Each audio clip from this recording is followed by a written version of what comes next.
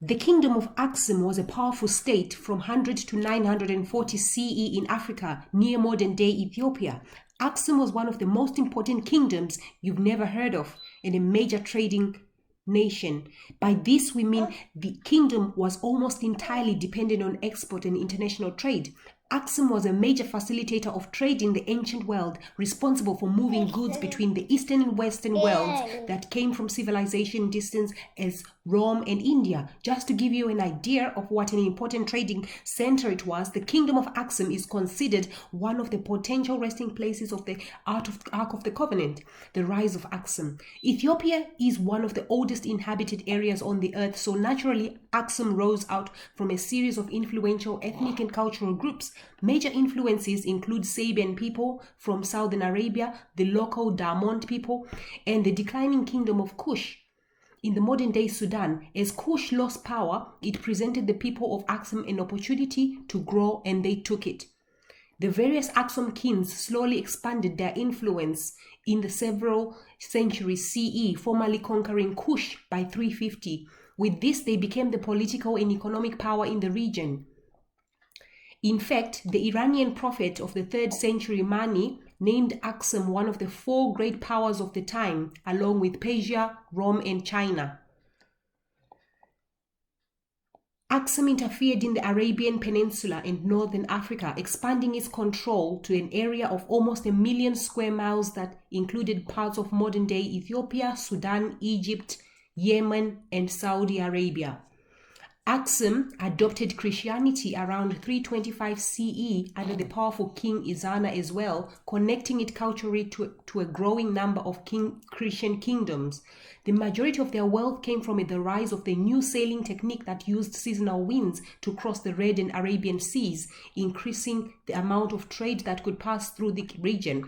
Axum was right at the intersection of trade routes between Mediterranean and other seas, and was able to dominate the markets on the international trade.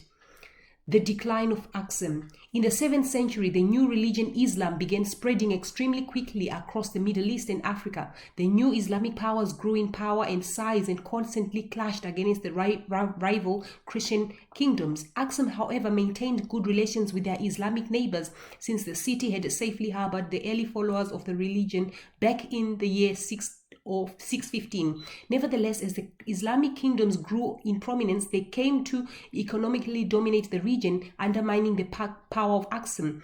As Islamic powers gained control of the most important ports, Axum began the gradual decline near the end of the 7th century. As the kingdom lost wealth, the cities became more vulnerable to raiders, and eventually the capital city was abandoned as people moved into stronger kingdoms. The southern region of the kingdom was still connected to overland trade routes with the Arabic kingdoms, but they never had quite the same power. According to local legends, a Jewish queen finally defeated the last Axum city in the late 10th century, bringing an end to the kingdom. Scientists have also identified that the climate shift around this time, leading to the decline of once abundant resources, soil erosion, and drought. So there's a lesson summary. If you had asked somebody of the 1st century CE about the kingdom of Axum, they would have known exactly what you were talking about. Axum was a powerful kingdom in ancient Africa, near modern-day Ethiopia, from roughly 100 to 940 CE. It was a major economic center that mediated trade between Europe and India. Axum was a trading nation, meaning that its economy was almost entirely dependent on the export and international economy. Axum was perfectly located between the Mediterranean, Red, and Arabian seas, so when sailing techniques emerged that made maritime trade easier, Axum thrived. At the height, they covered almost 1 million square miles of territory around the northern African and Arabian Peninsula. Eventually, the rise of the powerful Islamic states in the 7th century spelled the end of the kingdom of Axum. Although the Christian Axum managed to maintain good relations with the Islamic kingdoms, these new powers started to dominate the market of international trade and soon controlled the most important ports. Cut off from their main source of wealth, Axum fell into decline. By the 10th century, invading kingdoms and climate change formally dissolved the kingdom of Axum. It may not be the name that many of us are familiar with today, but to the people of the ancient world, Axum was something worth remembering. Thank you very much for your time and of listening to this session, and I hope to see you soon.